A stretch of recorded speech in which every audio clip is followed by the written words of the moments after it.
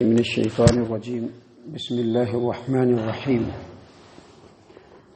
ثم أتبع سببا حتى إذا بلغ مطلع الشمس وجدها تطلع على قوم لم نجعل لهم من دونها سترا كذلك وقد أحطنا بما لديه خبرا. ثم أتبع سببا حتى إذا بلغ بين السدين وجد من دونهما قوما لا يكادون يفقهون قولا. قالوا يا ذا القرنين إن يأجوج ومأجوج مفسدون في الأرض فهل نجعل لك خرجا على أن تجعل بيننا وبينهم سدا. قال ما مكنني فيه ربي خير فأعينوني بقوة أجعل بينكم وبينهم ردما. آتوني زبر الحديد حتى إذا ساوى بين الصدفين قال انفخوا حتى إذا جعله نارا قال آتوني أفرغ عليه قطرا. محترم سامعین کرامی، سورۃ الکہف ہے. سورۃ الکہف سورہ نمبر 18 اور اسی سورت سے ابھی آپ کے سامنے آیت نمبر 89 سے لے کر کے آیت نمبر 96 تک یہ چند آیات تلاوت کی گئی. معزز سامعین کرام، کل کے درس میں آپ کے سامنے یہ بات واضح کی گئی کہ ذوالقرنین جو اللہ تبارک و تعالیٰ کے برگزیدہ بندے اور بڑے ہی نیکوکار اور بڑے ہی قداور بادشاہ تھے، اللہ نے ان کو بڑا ہی اس روئے زمین کے اوپر طاقت و قوت سے نوازا تھا، اقتدار سے نوازا تھا. اور سورۃ الکہف میں اللہ تبارک و تعالیٰ نے ان کے واقعے کو جو نازل فرمایا، اس کا مقصد مکہ کے جو سرداران ہیں ان کو جواب دینا جو انہوں نے پوچھا تھا، اور دوسرا مکہ کے سرداران اور بعد کے آنے والے لوگوں کے لیے خصوصی نصیحت. آپ نے دیکھا کہ کل کے درس میں نے بتلایا کہ ذوالقرنین کے 3 سفروں کا تذکرہ ہے. اس کے 3 سفر ہیں جو انہوں نے مختلف سمتوں میں کیے، اور کل آپ کے سامنے بتلایا گیا کہ سب سے پہلا سفر جو ان کا تھا وہ مغرب کی طرف تھا، جہاں پر انہوں نے ایک ایسی قوم کو پایا جو اللہ تبارک و تعالیٰ کی عبادت نہیں کرتی تھی، شرک میں مبتلا قوم تھی. تو ایسے قوم کے پاس جب وہ پہنچے تو اللہ تبارک و تعالیٰ نے ان کو اختیار دیا کہ چاہے تو آپ ان کے ساتھ عذاب کا معاملہ کریں اور چاہے تو ان کے ساتھ اچھائی کا معاملہ کریں. تو ذوالقرنین نے کمال صبر و ضبط اور جو عدل و انصاف ہوتا ہے اس کو سامنے رکھتے ہوئے کہا کہ ان میں سے جو لوگ میری دعوت کو قبول کریں گے اور غیر اللہ کی پرستش کو چھوڑ کر کے ایک اللہ کی عبادت کی طرف آ جائیں گے ان کو چھوڑ دیا جائے گا. اس کے مقابلے میں جو لوگ شرک میں مبتلا رہیں گے ان کے ساتھ بڑا ہی سخت معاملہ کیا جائے گا. وہاں سے جب یہ معاملہ ختم ہو گیا، اللہ تبارک و تعالیٰ ان کے اگلے سفر کے بارے میں بیان فرما رہے ہیں. اللہ فرما رہے ہیں ثم اتبع سببا، اور پھر وہ ایک اور مہم کی طرف نکلے، ایک اور سفر پہ نکلے. اور یہ سفر جو تھا وہ مشرق یعنی پورب کی جانب. فرماتے ہیں اللہ تبارک و تعالیٰ حتی اذا بلغ مطلع الشمس، یہاں تک کہ چلتے چلتے وہ پورب کی طرف زمین کے بالکل آخری کنارے پر پہنچے جہاں سے سورج طلوع ہوتا ہے. جہاں پر سورج یعنی درمیان میں وہ چل رہے ہیں تو چل ہی نہیں رہے ہیں، بلکہ جو بیچ میں علاقے پڑتے ہیں ان کو وہ فتح کرتے ہوئے جاتے ہیں. وہاں پر جو ہے اسلامی تعلیم کو جو اللہ تبارک و تعالیٰ نے اس وقت نازل فرمائی تھی اس کو لوگوں کے درمیان لاگو کرتے ہوئے آگے بڑھتے بڑھتے ایسے جگہ پہ پہنچے جہاں پر زمین ختم ہوتی ہے اور وہاں پہ سورج جو ہے طلوع ہو رہا ہے. اللہ فرماتے ہیں حتی اذا بلغ مطلع الشمس وجدها تطلع على قوم لم نجعل لهم من دونها سترا، یہاں تک کہ وہ ایسی جگہ پر پہنچے جہاں پر سورج طلوع ہو رہا ہے اور انہوں نے پایا، انہوں نے محسوس کیا کہ سورج ایسی قوم پر طلوع ہو رہا ہے کہ ہم نے اس کے درمیان اور سورج کے درمیان یعنی اس قوم کے درمیان اور سورج کے درمیان کوئی پردہ نہیں رکھا ہے. کیا مطلب اس کا یہ ہوا کہ جہاں پر سورج طلوع ہو رہا ہے وہاں پر ایسی قوم ہے جو بالکل مہذب نہیں ہے. رہنے کے لیے نہ گھر بنا کر کے رکھا ہے، نہ سورج کی دھوپ سے بچنے کے لیے، نہ بارش سے بچنے کے لیے انہوں نے کوئی چھوٹا موٹا خیمہ بنا کر کے رکھا ہے. بالکل انتہائی جنگلی اور غیر مہذب قوم جو پہاڑوں کے کھوہ میں زندگی گزار رہی ہے. ایسے قوم کے پاس ذوالقرنین پہنچے. اللہ فرماتے ہیں کہ کذالک، ایسے ہی ہوا. ایسے ہی ہوا کیا مطلب؟ ایسے ہی ہوا کا مطلب 2 ہے. پہلا مطلب یہ کہ ذوالقرنین کا جو ہم یہ واقعہ بیان کر رہے ہیں حقیقت میں یہی واقعہ ہے. اس کے مقابلے میں جو لوگ بیان کر رہے ہیں وہ اس کی کوئی اہمیت نہیں ہے. جو ہم بیان کر رہے ہیں دراصل یہی حقیقت میں واقعہ ہے. اس کا ایک مطلب یہ ہوا. اور دوسرا مطلب یہ ہوا کہ جس طرح سے جب مغرب میں پہنچے تھے ذوالقرنین اور وہاں پر جو انہوں نے قوم کو دیکھا اور ان کے لیے جو انہوں نے 2 طریقہ اختیار کیا کہ ہم دعوت دیں گے، جو دعوت کو قبول کر لیں گے، جو اللہ کی عبادت میں آ جائیں گے ان کے ساتھ اچھائی کا معاملہ ہوگا، اور جو ہماری دعوت کو رد کریں گے اور اللہ تبارک و تعالیٰ کے ساتھ شریک کریں گے دوسروں کو تو اس کے ساتھ بڑا سخت معاملہ ہوگا۔ تو یہاں پر بھی انہوں نے ایسا ہی معاملہ کیا۔ اور آگے اللہ تبارک و تعالیٰ فرما رہے ہیں کذالک وقد احطنا بما لدیہ خبرا، اور ہم نے ان کے تمام حالات کو خبر کے طور پر بالکل احاطہ کر رکھا ہے، یعنی ذوالقرنین کے بارے میں جو کچھ ہم بتا رہے ہیں دراصل وہی حقیقت ہے۔ اس کے بعد اللہ تبارک و تعالیٰ فرما رہے ہیں ثم اتبع سببا، جب یہاں پر کی مہم کمپلیٹ ہو گئی، یہ سفر کمپلیٹ ہو گیا، تو اب آخری سفر جو 3 سفر کا تذکرہ ہے اس میں سے آخری سفر کا تذکرہ اللہ تبارک و تعالیٰ کر رہے ہیں۔ اللہ فرما رہے ہیں ثم اتبع سببا، اور اس نے پھر ایک راہ اختیار کیا، ایک مہم پہ چلے۔ کس طرف چلے؟ قرآن کریم میں اس بات کا کوئی تذکرہ نہیں ہے کہ وہ پورب گئے کہ پشچم گئے کہ دکن گئے کہ اتر گئے، لیکن مورخین اور مفسرین نے قیاس کرتے ہوئے کہا ہے کہ اب جو ان کا سفر تھا وہ نارتھ کی طرف تھا، کیونکہ جو لاسٹ سفر ہے اسی سفر میں ایسی قوم کے پاس پہنچے جس قوم کو یاجوج اور ماجوج پریشان کیا کرتی تھی۔ اللہ فرماتے ہیں حتی اذا بلغ بین السدین، جب وہ تیسرے مہم پر نکلے تو ایک ایسی جگہ پر پہنچے کہ دونوں طرف پہاڑی تھی اور بیچ میں بالکل گھاٹی تھا اور بالکل کھلا ہوا جگہ تھا۔ بین السدین، 2 پہاڑوں کے درمیان جو گھاٹی تھی وہاں پر پہنچ گئے، اور مورخین مفسرین نے بتلایا ہے کہ یہ بالکل اتری علاقہ، نارتھ کا علاقہ، قفقاز نام کا علاقہ تھا، وہاں پر پہنچے۔ اللہ تبارک و تعالیٰ فرما رہے ہیں وجد من دونہما قوما، دونوں گھاٹیوں کے بیچ میں انہوں نے ایک قوم کو پایا، لا یکادون یفقہون قولا، دونوں ایک دوسرے کی بات نہیں سمجھ پا رہے ہیں، یعنی ذوالقرنین اور ان کے ساتھ جو ان کی فوج ہے ان کی بات وہ لوگ نہیں سمجھ رہے ہیں، اور اس قوم کی بات یہ لوگ نہیں سمجھ رہے ہیں، کیونکہ دونوں ایک دوسرے کے لینگویج کو نہیں جان رہے ہیں۔ اللہ فرما رہے ہیں کہ وجد من دونہما قوما، ان دونوں گھاٹیوں کے درمیان ایک ایسی قوم تھی لا یکادون یفقہون قولا، کہ جو دونوں ایک دوسرے کی بات کو نہیں سمجھ پا رہے تھے۔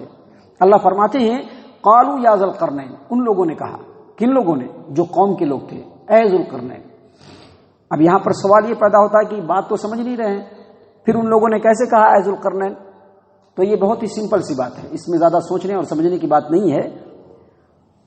جب سے اللہ تبارک و تعالیٰ نے اس روئے زمین پر لوگوں کو رکھا ہے، تب سے 2 قوم یا 2 لوگ جن کی باتوں کو سمجھ نہیں پاتے تو ان کے بیچ میں ایک ترجمان ہوتا ہے۔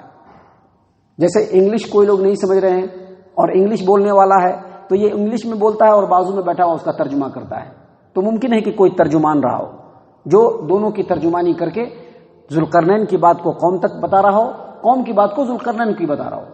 اور اس کا دوسرا جو ہے، اس کی دوسری وجہ جو ہے، اس کا دوسرا جو سولوشن ہے، مفسرین نے یہ بتلایا ہے کہ ہر زمانے میں ایک آدمی جب دوسرے کے لینگویج کو نہیں سمجھتا ہے تو اشارے میں بات کرتا ہے اور اشارے میں ساری باتیں سمجھ لیتا ہے۔ تو اللہ تبارک و تعالیٰ نے اسی لیے یہاں پر فرمایا کہ ان لوگوں نے یا تو اشارے میں یا ترجمان کو سامنے رکھ کر کے کہا کہ یا ذوالقرنین، اے ذوالقرنین، ان یاجوج و ماجوج مفسدون فی الارض فهل نجعل لك خرجا على ان تجعل بیننا وبینهم سدا۔ یاجوج ماجوج ایک قوم ہے جنہوں نے زمین کے اندر فساد پھیلا رکھا ہے، ہم چاہتے ہیں کہ ہم سب لوگ مل کر کے چندہ اکٹھا کریں یا پھر آپ کے لیے ایک ٹیکس جمع کریں، چونکہ آپ بادشاہ ہیں، آپ ہمارے لیے ایک دیوار بنا دیجئے۔